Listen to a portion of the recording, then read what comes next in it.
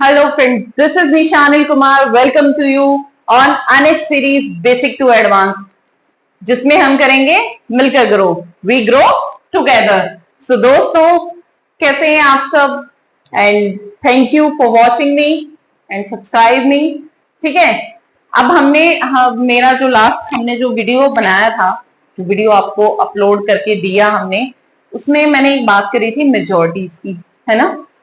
तो मेजॉरिटी का वीडियो मैंने कहा था कि हम नेक्स्ट डे दे देंगे, नहीं दे पाए, लेकिन आज आपको ये मेजॉरिटी वाला वीडियो मिल जाएगा, बिल्कुल पक्का। क्योंकि मेजॉरिटी एक ऐसी चीज है जिसका बार बार जिक्र आता रहेगा।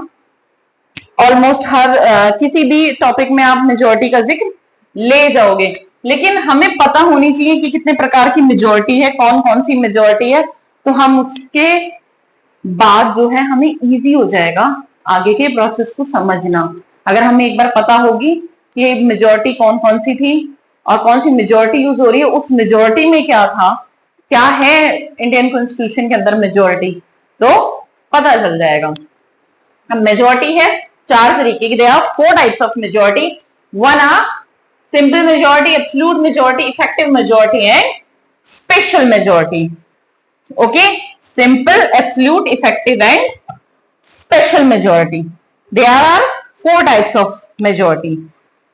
First, we talk about simple majority, then absolute, effective and special. And what is simple majority? Simple majority क्या है? Simple majority क्या है? हम बात करते हैं, ये frequently used होती है, most frequently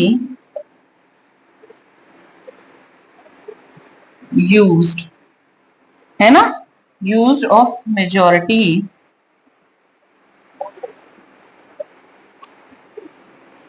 इन पार्लियामेंट में। ये सबसे ज्यादा यूज होने वाली मेजॉरिटी है पार्लियामेंट की।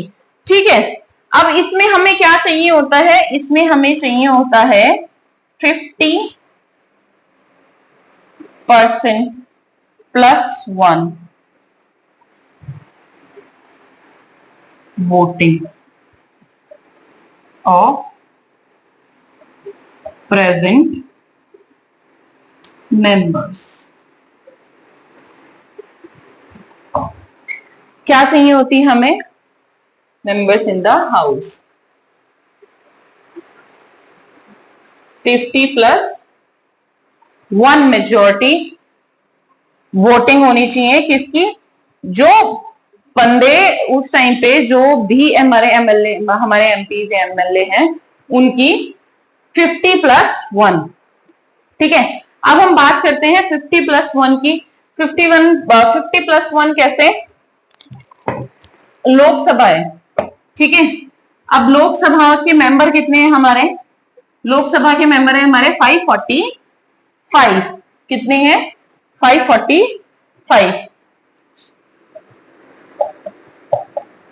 545 है, इसमें से 45 तो एब्सेंट है और 100 ने वोट ना देने के लिए कर दिया कि हम वोट नहीं देंगे, चले गए। अब बच गए कितने हमारे? 400। अब 400 मेंबर्स जो हैं वो वोटिंग कर रहे हैं, तो हमें कितनी वोटिंग चाहिए होगी? 50+1 मतलब 201 मेजॉरिटी हमें चाहिए किसी भी ऑर्डिनरी बिल, यानी क्या चाहिए? 50+1।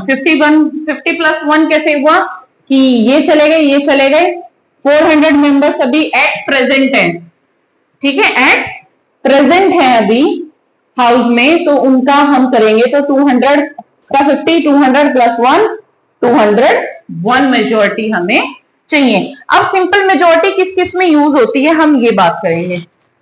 ठीक है, सिंपल मेजॉरिटी कौन कौन सी चीजें के लिए हमें चाहिए होती है? एक तो हमें बिल्स के लिए चाहिए ये, है ना।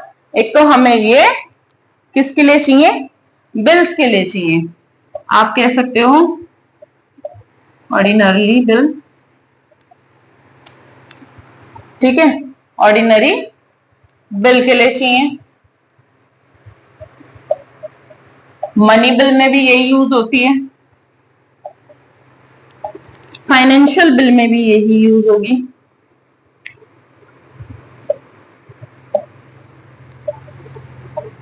और वेरियस मोशंस में भी यही यूज होती है, जिसमें हम कह सकते हैं नो कॉन्फिडेंस मोशन,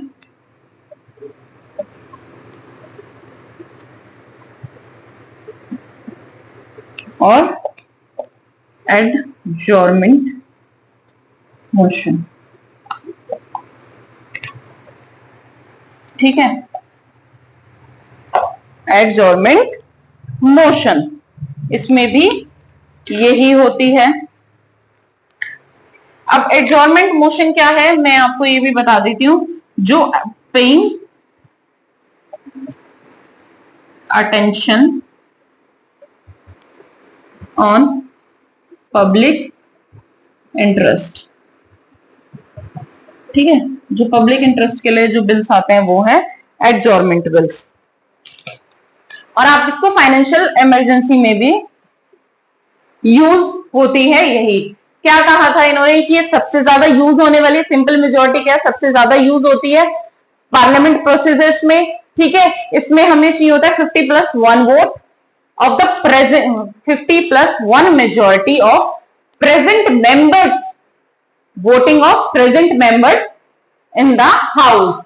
जो हाउस के अंदर जितने प्रेजेंट मेंबर्स हैं उनकी 50+1 मेजोरिटी हमें चाहिए होती है, वोटिंग हमें चाहिए होती है। मान लीजिए इतने हमें पता है लोकसभा में 545 मेंबर्स हैं, जिनमें से 45 आए नहीं है, 100 निकल गए हैं कि हमें वोट नहीं देना, 400 बच गए हैं, 400 बच गए हैं, तो उसका हमने क्या लिया 50+1 यानी 201 मेजोरिटी होनी चाहिए।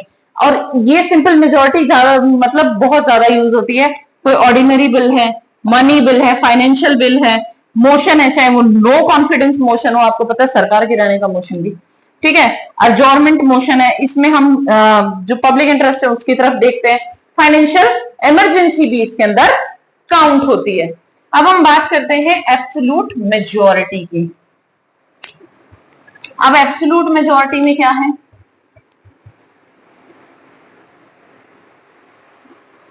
एब्सोल्यूट मेजॉरिटी में भी मोर देन 50% हमें चाहिए होता है।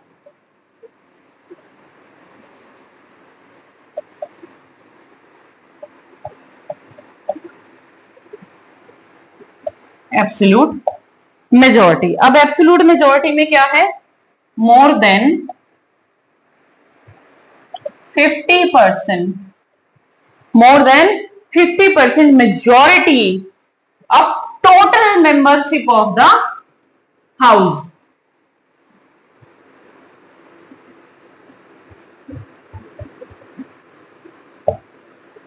more than 50% of majority of total membership, total membership of the house। जो हाउस की टोटल मेंबरशिप है ना, कितनी टोटल मेंबरशिप है। अगर हम इसमें बात करते हैं लोकसभा की 545 है, इसका 50% से ज्यादा होना चाहिए, यानी 273 मेजॉरिटी हमारे पास होनी चाहिए। इसमें एब्सेंट का कोई चक्कर नहीं, किसी और चीज का कोई चक्कर नहीं। ठीक है, इतनी हमें चाहिए ही चाहिए मेजॉरिटी। और आप कह सकते हो जब भी गवर्नमेंट का फॉर्मेशन होता है तो हमें एब्सोल्यूट मेजॉरिटी की जरूरत पड़ती है। लोकसभा में जितने बंदे ज्यादा होंगे उतनी हमारी मेजॉरिटी, मतलब उतना हमारा गवर्नमेंट फॉर्मेशन का चांसेस बढ़ेगा। ठीक है, क्या होता है, more than 50% majority of total membership of the house. जो हाउस की टोटल मेंबरशिप है यानी 545 है, अब सरकार बनानी है हमने, तो 273 सीट हमें एक्वायर करनी पड़ेगी, तब हमारी क्या होगी, गवर्नमेंट का फॉर्मेशन होगा। तो उसमें कौन सी मेजोरिटी होती है? Absolute majority. अब हम बात करते हैं इफेक्टिव मेजोरिटी की, third one. I hope you understand it. बहुत इजी है, बहुत सिंपल है। आप इनको इस तरीके से याद करने की कोशिश कीजिएगा, आपको लाइफ टाइम के लिए याद हो जाएगी। एक सच्चे मित्र का वादा है आपके साथ, अगर आप अपने ध्यान मतलब you paying attention, okay, you paying fully attention, then you definitely learn it. Okay, effective majority. अब हम बात करते हैं इफेक्टिव मेजॉरिटी की। इसमें क्या होता है? Calculated the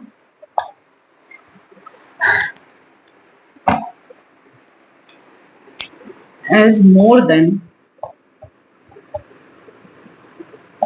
50%। हर एक जगह आप नोटिस करोगे कि 50% का जिक्र हो रहा है। 50% ऑफ द इफेक्टिव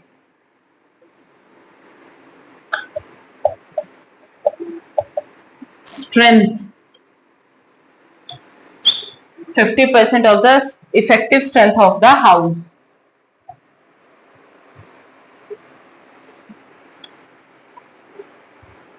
ठीक है, 50% effective strength of the house. अब हम पहले यहाँ पे इफेक्टिव की बात कर लेते हैं। इफेक्टिव में आता है वैकेंट, खाली seat and absent members, absent seats. ठीक है, कैलकुलेट करना 50% से ज्यादा, 50% से ज्यादा हमें क्या चाहिए? मेजॉरिटी चाहिए of the effective strength of the house. House की इफेक्टिव स्ट्रेंथ के साथ। इफेक्टिव स्ट्रेंथ क्या है? जिसमें हमारी वैकेंट सीट्स भी आ रही हैं और एब्सेंट्स भी आ रही हैं। ठीक है, जो है ही नहीं। अब हम लोकसभा की वही बात होती है, लोकसभा में कितने हैं? 545 मेंबर्स।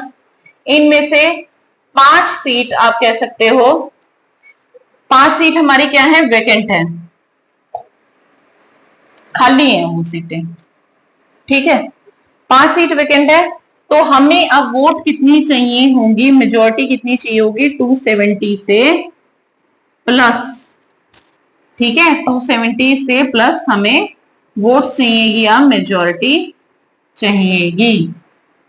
तब क्या होगा? तब हम एक इफेक्टिव मेजॉरिटी को अप्लाई कर सकते हैं या लगा सकते हैं।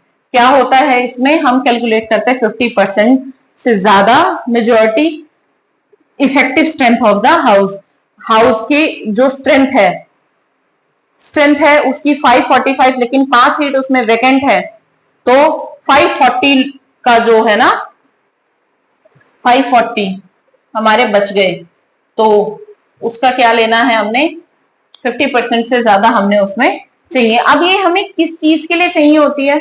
ये मेजॉरिटी हम कब यूज करते हैं? ये मेजॉरिटी हम यूज करते हैं removal of vice president of Rajya Sabha. Rajya Sabha के वाइस प्रेसिडेंट को रिमूवल करने के लिए भी हमें एब्सोल्यूट मेजॉरिटी की जरूरत पड़ती है। वहीं लोकसभा के स्पीकर और डिप्टी स्पीकर को भी रिमूव करने के लिए किसके लिए हमें इसकी जरूरत है? For removal of vice president of Rajya Sabha, वहीं पे speaker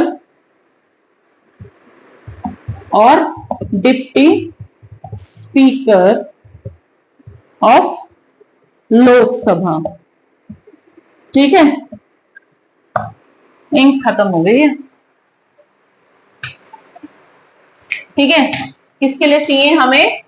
for removal of vice president of Rajya Sabha. Rajya Sabha का जो वाइस प्रेसिडेंट है उसको बाहर, उसका रिमूवल करने के लिए, उसको हटाने के लिए, और लोकसभा के स्पीकर और डिप्टी स्पीकर को हटाने के लिए हमें क्या चाहिए होती है?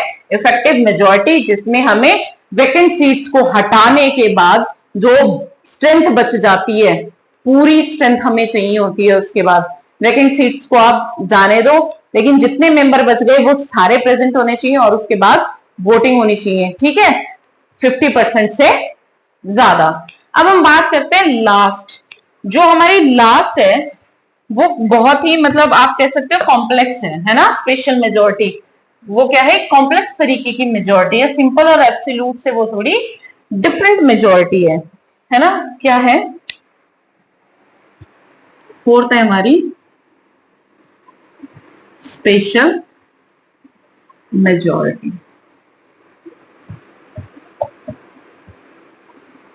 फोर्थ है स्पेशल मेजोरिटी। अब स्पेशल मेजोरिटी जो है वो हमारी आर्टिकल्स के अकॉर्डिंग लगती है, ठीक है। हम आर्टिकल्स की बात करेंगे। जैसे फर्स्ट हम बात करते हैं आर्टिकल 249 की। एज पर आर्टिकल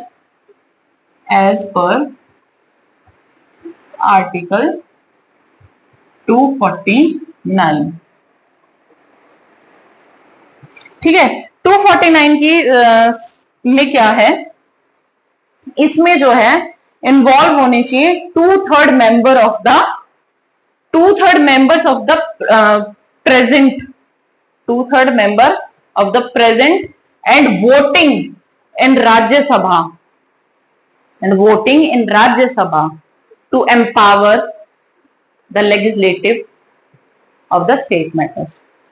मैं आपको ये लिख के बता देती हूँ, आप लिख सकते हो इसको। आप इसको क्या लिखोगे? Involve two third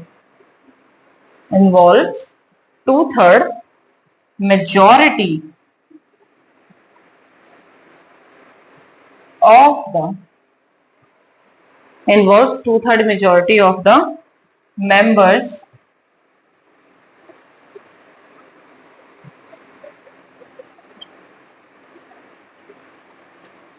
present and voting in Rajya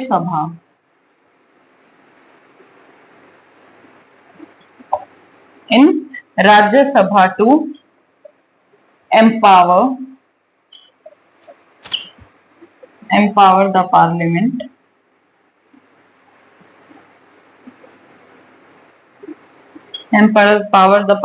to legislate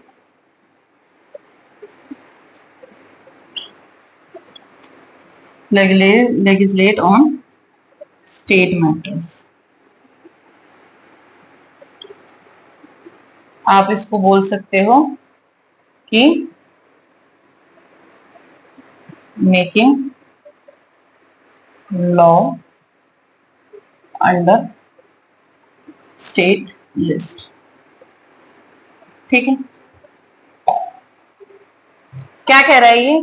involves 2/3 majority of the members present and, जो प्रेजेंट है, ठीक है, जो प्रेजेंट है उनके 2/3 मेजोरिटी, यानी 2/3 हमें वोटिंग चाहिए राज्यसभा में, to empower the parliament to legislate on state matter. State के लिए अगर कोई स्टेट लिस्ट के अंडर कोई लॉ बनाया जाएगा तो वो उसके लिए हमें कितना चाहिए? 2/3 मेजोरिटी चाहिए, present and voting of the members, ठीक है। 2/3 मेजोरिटी चाहिएगी जो प्रेजेंट मेंबर्स हैं उनकी, under article 249 for making law under state list, जो हमारी स्टेट लिस्ट है उसके अंदर, ठीक है। I hope you understand it. अब हम बात करते हैं आर्टिकल 368 की। आर्टिकल 368 में क्या है?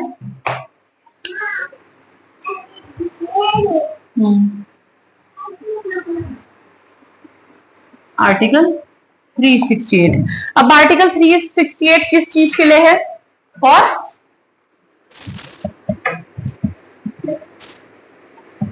कॉन्स्टिट्यूशनल अमेंडमेंट्स के लिए, है ना, कॉन्स्टिट्यूशनल अमेंडमेंट्स के लिए।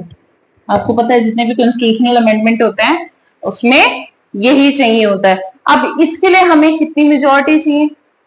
ठीक है, require a majority that total number of membership of each house, दोनों हाउस के जितने मेंबर्स हैं, दोनों हाउस के जितने मेंबर्स हैं उनकी मेजोरिटी वो होने चाहिए, यानी उनकी भी हमें, आप कह सकते हो इसको, require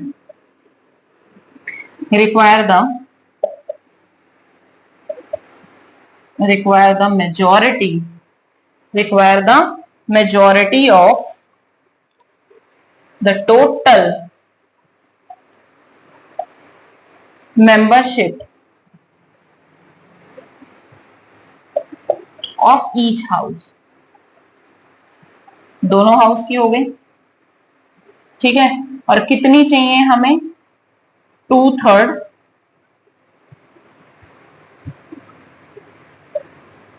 majority of the members presenting and voting.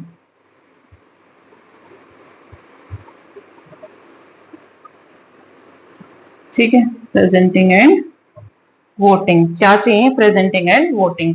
हमें रिक्वायर है majority of membership of each, है ना, total membership of each house, दोनों हाउस में जितने भी मेंबर हैं वो सब होने चाहिए, ठीक है। उसके बाद 2/3 मेजोरिटी से ये बिल, मतलब ये मेजोरिटी लगेगी, कोई बिल है या कोई अमेंडमेंट जो हमने पास करना है, बिल नहीं अमेंडमेंट, तो उसके लिए 2/3 मेजोरिटी चाहिए हमें। प्रेजेंट जितने लोग हैं उनकी कितनी वोटिंग चाहिए हमें? 2/3, ठीक है। 2/3 लोग, उसके जितनी वो टोटल स्ट्रेंथ बनी दोनों हाउसेस की, उसका 2/3 हमें चाहिए, तब हमारा होगा। वही आर्टिकल 61 की बात करते हैं। आर्टिकल 61 में क्या है?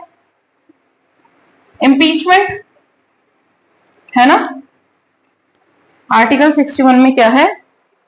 Impeachment of president. अब प्रेसिडेंट को हटाना है, आर्टिकल 61 में क्या करते हैं हम? Impeachment of president. इम्पीचमेंट का मतलब होता है प्रेसिडेंट को उसकी जगह से हटा देना, प्रेसिडेंट को हटाना। अब इसके लिए हमें क्या चाहिए? इसके लिए भी हमें 2/3 मेजोरिटी चाहिए,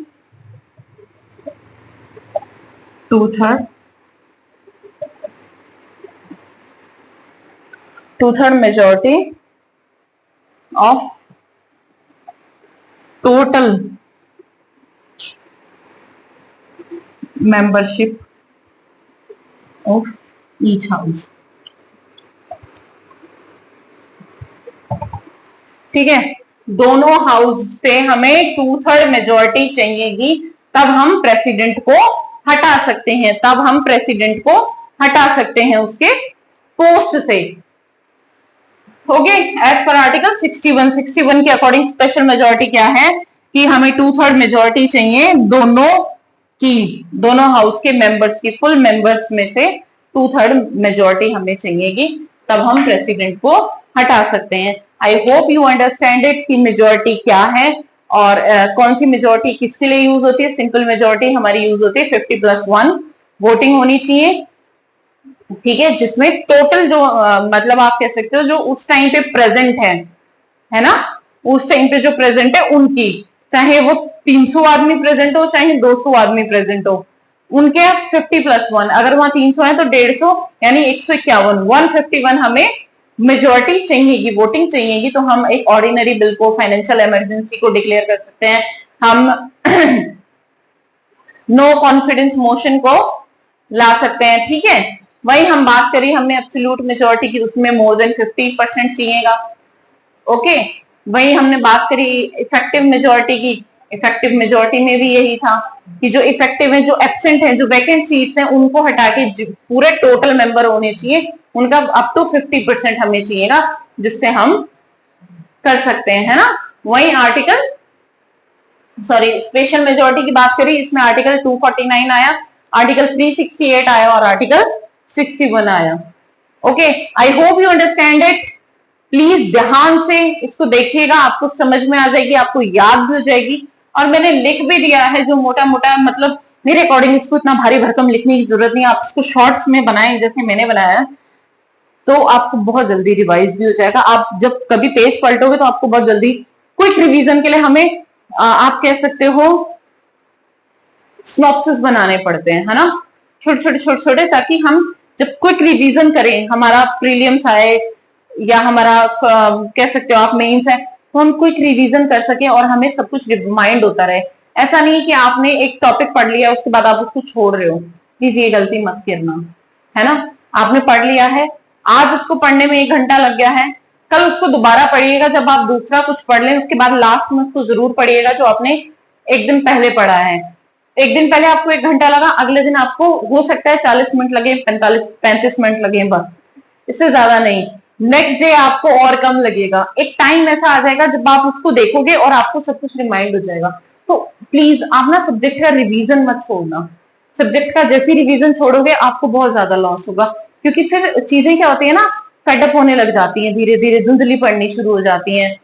तो इस वजह से आप उनको कंटिन्यूसली रिवाइज करते रहें। This is all about today's topic, और आज का ज्ञान बस यहीं पर समाप्त है। सो धन्यवाद, थैंक यू, गुड बाय।